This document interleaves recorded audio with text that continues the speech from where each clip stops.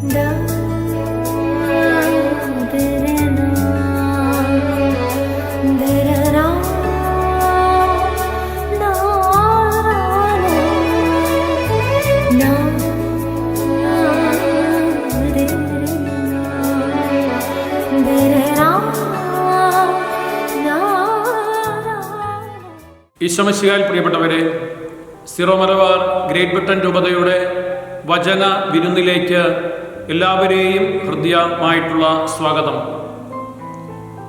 കൈത്താക്കാലത്തിലേക്ക് പ്രവേശിച്ചിരിക്കുകയാണ് നാം. കൈത്താക്കാലത്തിൻ്റെ ഒന്നാമത്തെ ഞായറാഴ്ചയാണ്. കൈത്ത എന്ന വാക്കിൻ്റെ അർത്ഥം വേനൽ എന്നുള്ളതാണ്. വേനൽ സാധാരണമായിട്ട് വിളവെടുപ്പിൻ്റേതാണ്, സമൃദ്ധിയുടേതാണ്, സന്തോഷത്തിൻ്റെതാണ്. എന്നാൽ സഭയുടെ വേനൽ എന്ന് പറയുന്നത് എന്താണ്?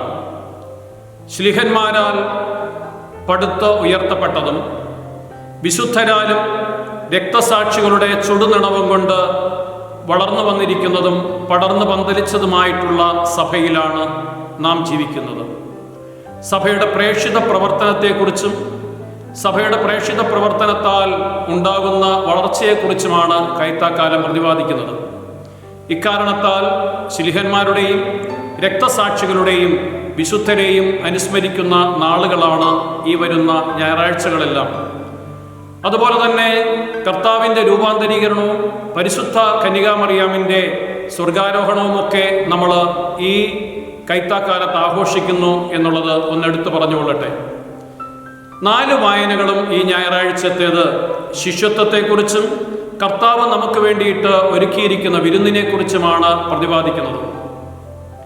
ഒന്നാമത്തെ വായന 1 രാജാക്കന്മാരുടെ പുസ്തകം 18-ാമത്തെ അധ്യായം 30 മുതൽ 39 വരെയുള്ള തിരുവചനങ്ങളാണ്. ഇവിടെ നാം കാണുന്നത് ഏലിയ പ്രവാചകനും ബാലിൻ്റെ പ്രവാചകന്മാരുമായിട്ട് കാർമൽ മലയിൽ വെച്ചുള്ള ദഹനബലിയെക്കുറിച്ചാണ്. അവിടെ ദൈവം പ്രത്യക്ഷപ്പെടുകയും കർത്താവാണ് ഏകദൈവമെന്ന് പ്രഖ്യാപിക്കുകയും ചെയ്യുകയാണ്.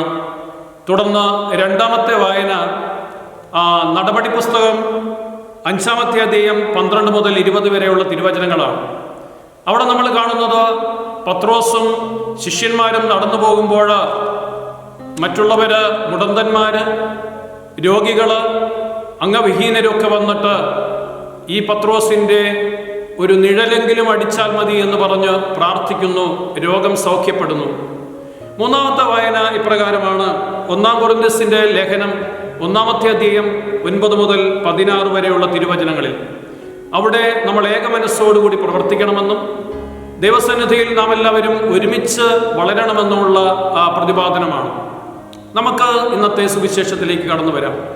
ഇന്നത്തെ സുവിശേഷം ഒരു അത്താഴ വിരുന്നിൻ്റെ കോണ്ടക്സ്റ്റാണ്. അവിടെ ഈശോ ഇപ്രകാരമാണ്.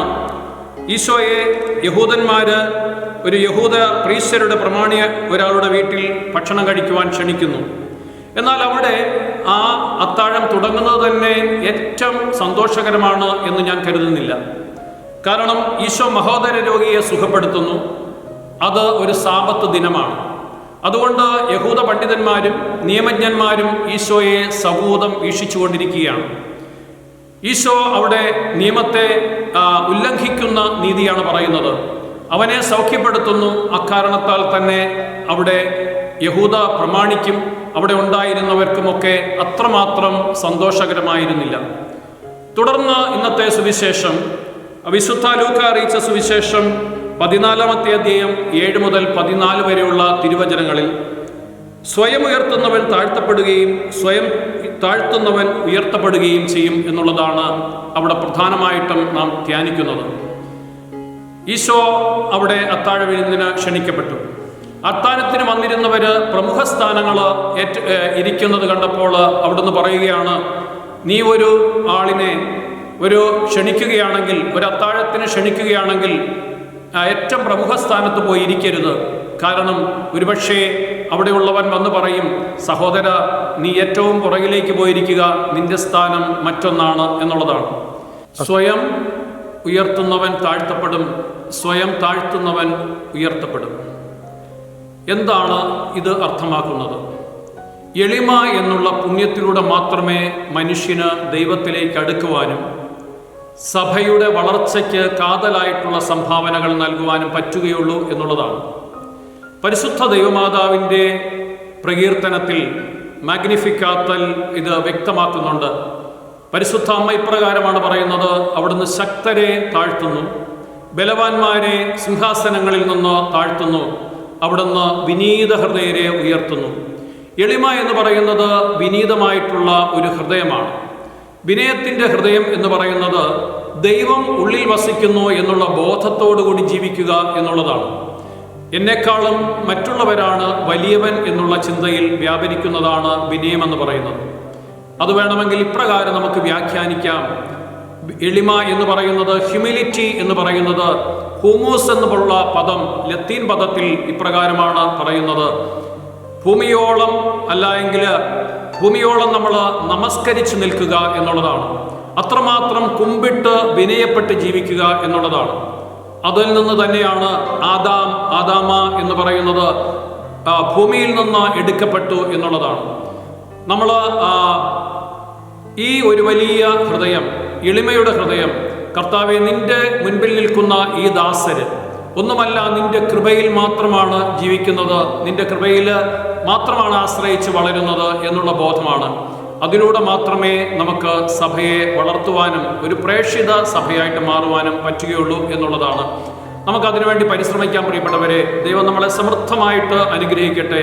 ഈ കൈത്താക്കാലം മുഴുവനും സഭയോട് ചേർന്ന് സഭയ്ക്ക് വേണ്ടിയിട്ട് പ്രവർത്തിക്കാം.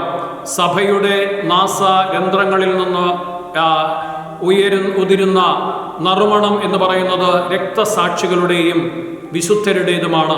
വിശുദ്ധ ജീവിതത്തിൻ്റെ അടിസ്ഥാനം എന്ന് പറയുന്നത് എളിമ എന്നുള്ള പുണ്യമാണ്, പരിശുദ്ധാത്മാവിൻ്റെ ദാനമാണ്. അതിനു വേണ്ടിയിട്ട് നമുക്ക് പ്രാർത്ഥിക്കുകയും പ്രവർത്തിക്കുകയും ചെയ്യാം. ദൈവം സമർത്ഥമായിട്ട് നമ്മളെ അനുഗ്രഹിക്കട്ടെ. ആമേൻ.